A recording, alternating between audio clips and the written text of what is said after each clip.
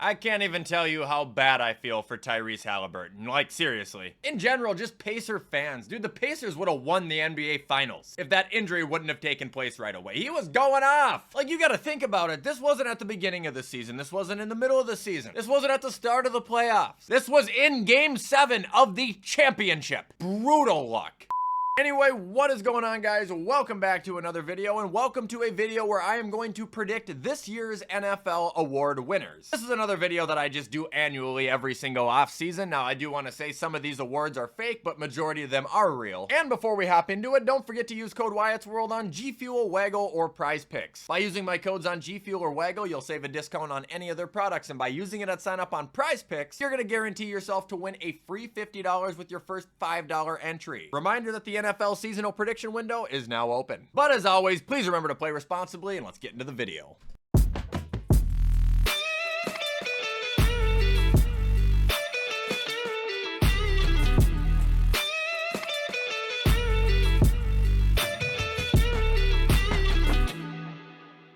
Okay, so first award we are going to predict, getting all the fake ones out of the way, is going to be the Bust of the Year award. Someone who was drafted to make an impact this year, and I just don't think they will. Are you ready? My prediction is Tyler Shough. Now, I do want to say I almost said Jackson Dart just because the reception when he was drafted was very similar to what I heard when Daniel Jones was drafted. But after looking into the two and watching tape of the two more than I probably should have this morning because it's late now, I just don't think Shough looks that impressive. He can throw the ball hard, he can hit his open targets, and there were some throws where he was really dropping them in there and you're like, wow, that's pretty good. But more times than none, I feel like I'm watching his receivers just make unbelievable catches. Or, you know, pulling a Jamar Chase where you're catching like a 10 to 12 yard pass and turning it into a really big play. On top of that, this man is about to be 26 years old, and he's currently in a battle with the Saints where he's not signing his rookie contract because he wants a guaranteed 4-year deal. Meaning by the time the Saints were done being forced to pay him, the guy's gonna be 30 years old, which not necessarily is gonna affect his play, but the longer this entire situation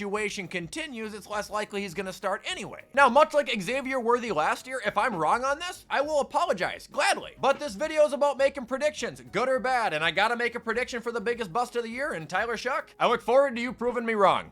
Moving on to the next award, we have the Most Improved Team. Now, there are 3 teams this year that I think have a very good shot to win this make-believe award. One of them being the Raiders. I think with the team they've built and the coach they've acquired, they have a great shot to turn it around, but their division's gonna be really tough. Which will bring us to the Patriots, and it's pretty much the same exact predicament, except I think their coach is one of the best coaches in the league. I love Mike Vrabel, you guys know that. And I shouldn't say one of the best coaches in the league, but top half for sure. Yet again, I don't think they're gonna be as good as Buffalo. I don't think offensively this team is established as they could be, and I'm expecting it to be a little bit before they actually take the full leap. Leaving me with the winner of this award, and it's none other than the Jacksonville Jaguars. Now, I'm not saying they're gonna go and be a Super Bowl contending team by any means, but I have really high expectations for Liam Cohen in that offense. I'm expecting him to reignite that fire and make it twice as big as it ever was, and I think they are in the most favorable division when it comes to having beatable teams and potentially being able to pull an upset victory for the division title. That's not my prediction, but if that offense is good, I could see it. I believe Jacksonville is going to be the one to turn it around more than anyone else this year.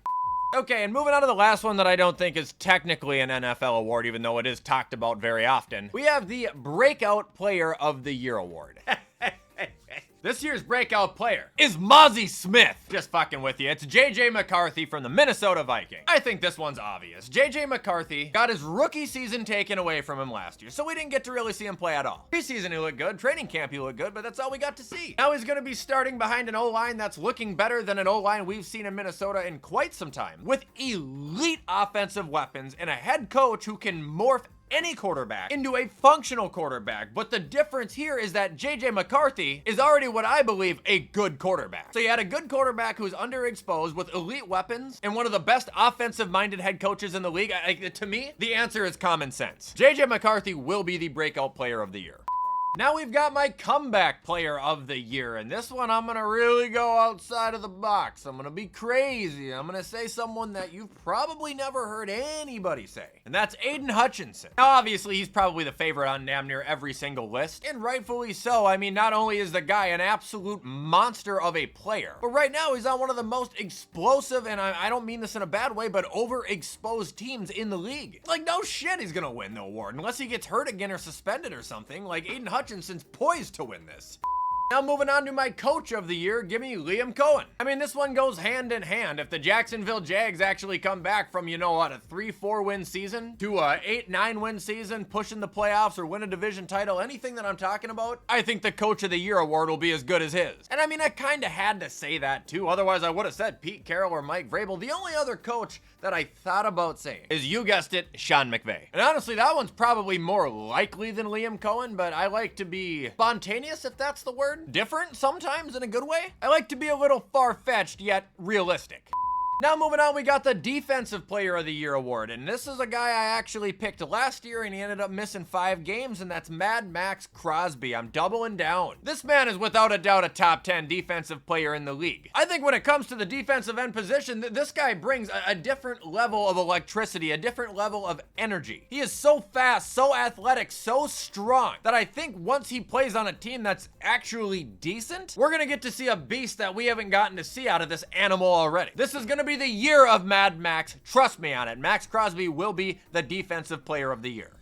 Now moving on, we got the Offensive Player of the Year, and this is going to be another crazy outside of the box one. It's not Saquon, but it is Jamar Chase. I just don't see in any way why his workload would change. He's got his best friend playing quarterback on a team where those two have been putting up historic numbers year after year after year. Who the fuck is going to stand up and be like, hey guys, I don't think we should do that anymore. Like, if Jamar Chase goes out there and has 120 receptions, 1,700 yards, even close to that, and double-digit touchdowns again, like, how the fuck are you gonna not give him the Offensive Player of the Year award? Should've won it last year if it wasn't for Saquon Barkley turning into the Tasmanian Devil.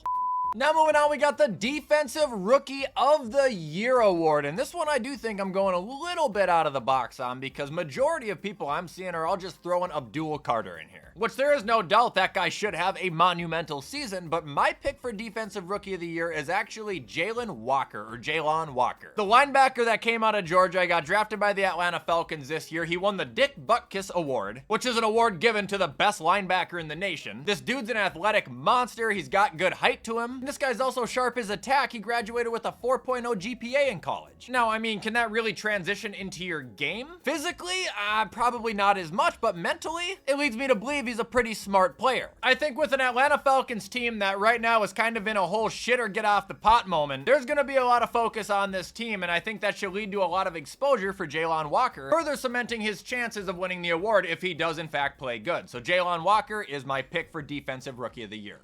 That'll bring us to the Offensive Rookie of the Year award, and this is one that I'm confident, I'm genuine, nobody is gonna see this one coming. Probably gonna look like an idiot when this season's over, but I just hear me out. You might even have to look this guy up because he's so unpopular. But the Offensive Rookie of the Year will be Ashton Genty. I don't think I've seen hype surrounding a running back like this since Saquon Barkley was drafted in 2018. Which, keep in mind, Saquon's rookie year, he was unbelievable. And I know Pete Carroll claiming that this isn't gonna be just a run-first offense, this and that. He's full of shit. Why would he tell everyone his game plan right now? For all we know, this man might end up getting 400 carries this year. Either way, he looks like a monster. I'm expecting him to be a monster, and I'm expecting him to win the award.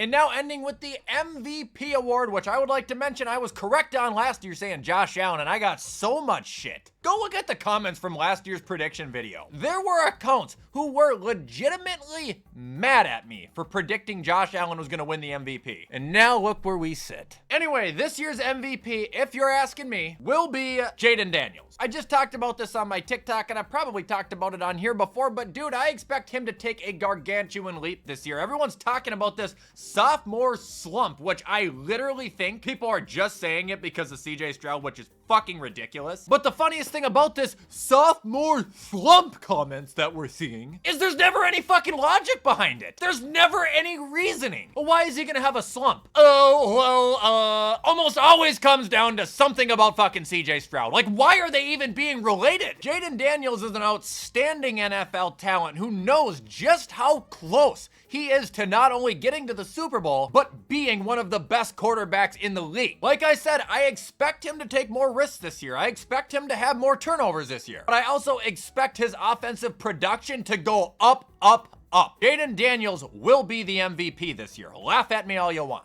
And that is going to be it, ladies and gentlemen, for me predicting the NFL awards for the 2025-2026 season. As always, in the comments, let me know where we agree, let me know where we differ, and if you enjoyed the video, please show support because you know I appreciate it. In the meantime, I'm going to get this edited so you can all watch it on time. I hope you guys have a fantastic rest of your Monday, and I will see you in the next upload.